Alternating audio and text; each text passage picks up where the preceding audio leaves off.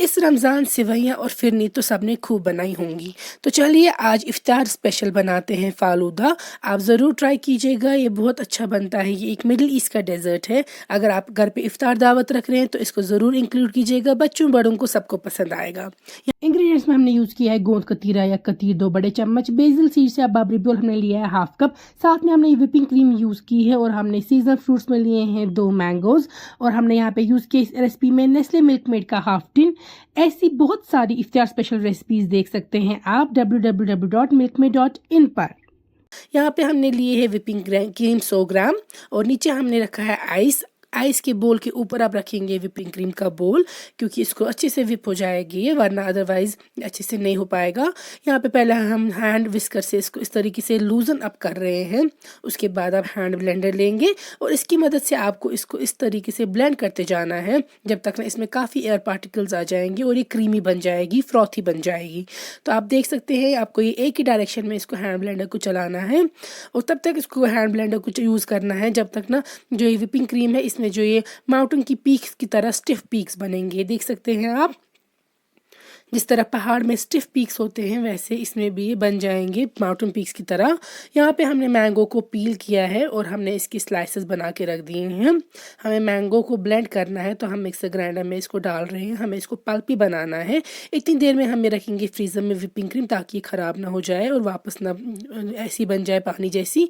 तो Nestle milk made हम यहाँ पे हाफ टिन ऐड कर रहे हैं। मिल्क मेड ने आपके लिए 30 नायाब रेसिपीज़ लाई हैं रमज़ान के दिनों के लिए। आप इफ्तार के लिए स्पेशल रेसिपीज़ पा सकते हैं milkmaid.in पे। ये देख सकते हैं आप, मैंगो का पल्प जैसा तैयार हो चुका है। अब जो यहाँ पे हमने क्रीम रखी थी उसमें हम डाल देंगे व्हिपिंग क्रीम में भी नेस्ले का मिल्क मेड। ये भी हम डाल रहे हैं यहाँ पे हाफ टिन। काफ़ी ज़्यादा अच्छा इसे फ्लेवर हो जाएगा और आपको ये मैंगो आइसक्रीम जैसी बन जाएगी इसकी मदद से। और जो हमने मैंगो का पल्प बनाया था वो भी ऐड कर देंगे। अगर आपको लग रहा होगा आपकी व्हिपिंग क्रीम ज़्यादा है तो फिर आप मैंगो का पल्प जो है वो भी ज़्यादा ऐड कर दीजिएगा, 2 मैंगो के बदले ज़्यादा। हमने यहाँ पे सिवैयाँ ली हैं और सिवैयाँ हमने 1 कप लिया है। इसको हम पानी में उबालेंगे जब तक नहीं अच्छे से सॉफ्ट हो जाए और फिर हम इसको निकाल के रखेंगे पानी से। अब हम लेंगे दूध में हम पहले डाल देंगे रोज़ का सिरप।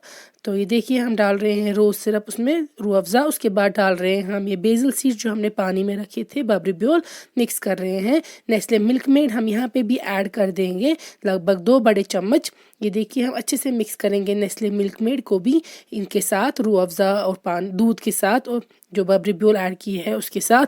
तो ये रूह अफ़ज़ा वाला सिरप वाला दूध तैयार होगा। प्लेटिंग के लिए हम पहले ग्लास में नीचे डाल देंगे यही रोज़ सिरप या रूह अफ़ज़ा।